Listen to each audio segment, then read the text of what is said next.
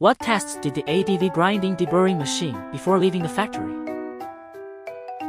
Suction testing. The suction of the adsorption fan can be adjusted and the suction is uniform. Power off testing when open the door.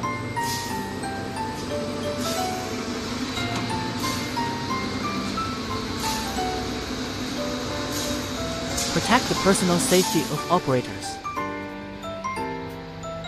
Noise testing for machine with dust collector and vacuuming sort fan.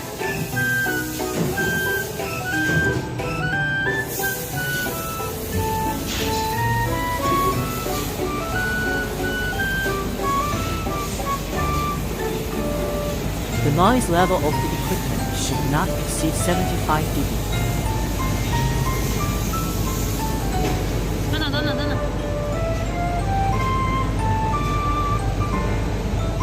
Flatness test of workpiece after deburring.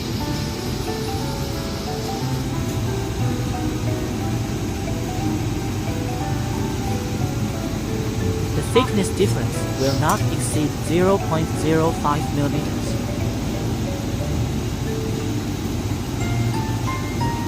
Emergency stop testing. Different finish of each station.